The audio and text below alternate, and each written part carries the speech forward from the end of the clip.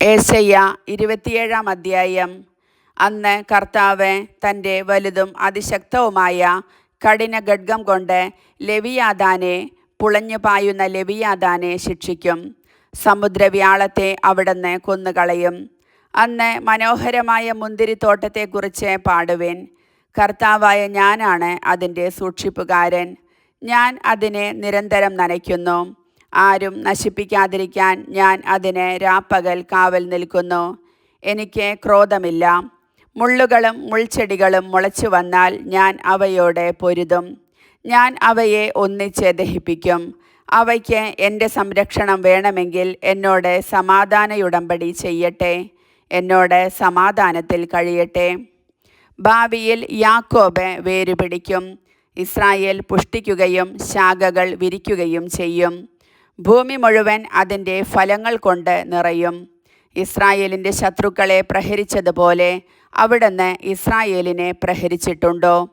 Israel ജനത്തിൻ്റെ ഘാതകരെ വധിച്ചതുപോലെ അവിടുന്ന് Israel ജനത്തെ വധിച്ചിട്ടുണ്ടോ? അവിടുന്ന് അവരെ പ്രവാസത്തിലയച്ച് ശിക്ഷിച്ചു. കിഴക്കൻ കാറ്റിൻ്റെ നാളിൽ അവിടുന്ന് അവരെ ഊതിപ്പറപ്പിച്ചു.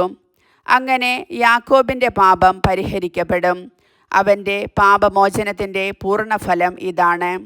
ചുണ്ണാമ്പുകല്ല് പോലെ അവൻ ബലിപീഠത്തിൻ്റെ കല്ലുകൾ പൊടിച്ചു കളയുകയും അക്ഷേര പ്രതിഷ്ഠകളും ധൂപപീഠങ്ങളും നശിപ്പിക്കുകയും ചെയ്യും. ബലിഷ്ഠനഗരം വിജനമായിരിക്കുന്നു. ജനനിബിഡമായ നഗരം മരുഭൂമി പോലെ വിജനവും ശൂന്യവുമായിരിക്കുന്നു.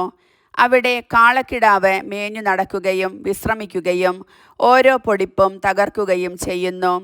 മരച്ചില്ലകൾ ഉണങ്ങി ഒടിഞ്ഞു വീഴുന്നു. സ്ത്രീകൾ അത് ശേഖരിച്ച് തീ കത്തിക്കുന്നു. വിവേകം കെട്ട ഒരു ജനമാണിത്. അതിനാൽ അവരുടെ സ്രഷ്ടാവിന് അവരുടെ മേൽ കാരുണ്യമില്ല. അവർക്ക് രൂപം നൽകിയവന് അവരിൽ പ്രസാദമില്ല. അന്ന് യൂഫ്രട്ടീസ് നദി മുതൽ ഈജിപ്ത് തോട് വരെ കർത്താവ് കറ്റമെതിക്കും. ഇസ്രായേൽ ജനമേ, നിങ്ങളെ ഓരോരുത്തരെയായി കർത്താവ് ശേഖരിക്കും. അന്ന് ഒരു വലിയ കാഹളധ്വനി ഉയരും. അസീറിയായിൽ നഷ്ടപ്പെട്ടവരും ഈജിപ്തിലേക്ക് ഓടിക്കപ്പെട്ടവരും വന്ന് ജെറൂസലേമിലെ വിശുദ്ധഗിരിയിൽ കർത്താവിനെ ആരാധിക്കും.